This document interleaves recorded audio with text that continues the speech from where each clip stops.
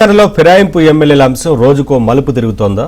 విచారణ పూర్తయిందనుకున్న సమయంలో స్పీకర్ ఇద్దరికి నోటీసులు ఎందుకు ఇచ్చారు? పదవులు కాపాడుకునేందుకు శాసనసభ్యులు చేస్తున్న ప్రయత్నాలేంటి? స్పీకర్ను మరింత టైం అడిగిన కడియం ఏం కసరత్తు చేస్తున్నారు? ఢిల్లీ వెళ్లిన దానం నాగేందర్ ఏఐసీసీ పెద్దలతో చేస్తున్న చర్చలేంటి?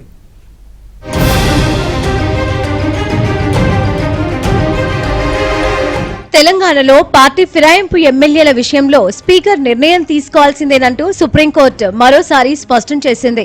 ఫిరాయింపు ఎమ్మెల్యేలపై 3 నెలల్లోపు చర్యలు తీసుకోవాలంటూ జూలై 31న స్పీకర్ గడ్డం ప్రసాద్ కుమార్ ను ఆదేశించింది. సుప్రీంకోర్టు ఆదేశాలతో మొత్తం 10 మంది ఎమ్మెల్యేలకు స్పీకర్ నోటీసులు జారీ చేశారు. 8 మంది ఎమ్మెల్యేలు మాత్రమే స్పందించి అఫిడవిట్లు దాఖలు చేశారు. దీంతో విచారణ చేపట్టారు. అక్టోబర్ 31 నాటికి సుప్రీంకోర్టు ఇచ్చిన గడువు ముగిసిన నేపథ్యంలో మరో 8 వారాల గడువును స్పీకర్ కార్యాలయం కోరింది. రెండోసారి విచారణ సందర్భంగా స్పీకర్ తీరుపై సుప్రీంకోర్టు తీవ్ర అసంతృప్తి వ్యక్తం చేస్తూ ఫైనల్ గా 4 వారాల గడువు ఇచ్చింది. దీంతో విచారణ వేగవంతం చేసిన స్పీకర్ మిగతా ఎమ్మెల్యేల విచారణను కూడా పూర్తి చేశారు.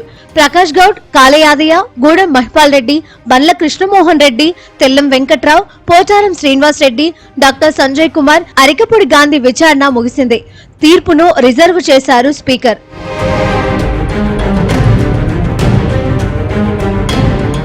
అయితే తీర్పు వెలువరిస్తారని 8 మంది ఎమ్మెల్యేలు భావించారు. మిగతా 2 ఎమ్మెల్యేలు దానం నాగేందర్, కడియం శ్రీహరి రాజీనామా చేస్తారనే ప్రచారం పెద్దెత్తున జరిగింది. కానీ ఇంతలో కొత్త ట్విస్ట్ తెరపైకి వచ్చింది. స్పీకర్ గడ్డం ప్రసాద్ కుమార్ మిగిలిన 2 ఎమ్మెల్యేలకు మరోసారి నోటీసులు జారీ చేశారు. దాని వెనుక కొత్త వ్యూహం ఉందనే చర్చ పొలిటికల్ సర్కిల్స్ లో వినిపిస్తోంది.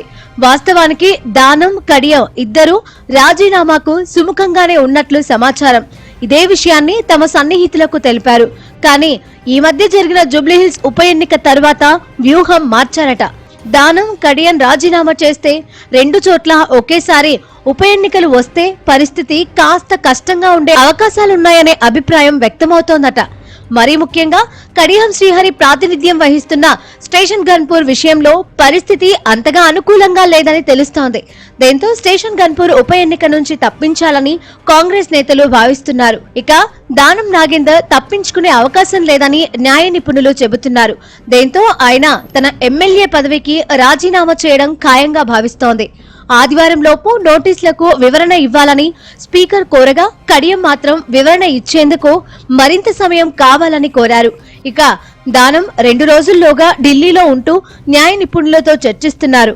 వారి సూచన మేరకు రాజీనామా చేస్తే తన పరిస్థితి ఏమిటి అని ఢిల్లీ పెద్దలతో చర్చించనున్నారు. ఆ తర్వాత దానం నాగేందర్ హైదరాబాద్ వచ్చి స్పీకర్ ను కలిసి రాజీనామా చేయడమో లేదా మరింత సమయం అడగడమో చేస్తారని ఆయన సన్నిహితులు చెబుతున్నారు.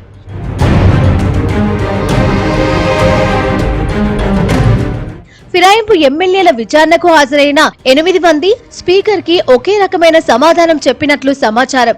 తాము పార్టీ మారలేదని, సీఎం రేవంత్ రెడ్డిని కేవలం మర్యాదపూర్వకంగా కలిశామని వివరణ ఇచ్చినట్లు తెలిసింది. తమ మెడలో వేసింది దేవుడి కండువా అంటూ స్పీకర్ కి చెప్పారట. స్పీకర్ కు అందజేసిన అఫిడవిట్లో కూడా ఇవే విషయాల్ని పేర్కొన్నారని సమాచారం. ఇక తాజా నోటీసుల నేపథ్యంలో కడియం శ్రీహరి కూడా ఇలాంటి వాదనే వినిపించే అవకాశాలున్నట్లు చర్చ జరుగుతోంది. దీనివల్ల ఫిరాయింపుల అనర్హత వేట నుంచి తప్పించుకోవచ్చనే ఆలోచనలో కడియం ఉన్నట్లు తెలిసింది. మొత్తానికి ఫిరాయింపు ఎమ్మెల్యేల ఎపిసోడ్లో ఎవరికి వారు వ్యూహాలకు పదును పెడుతున్నారు.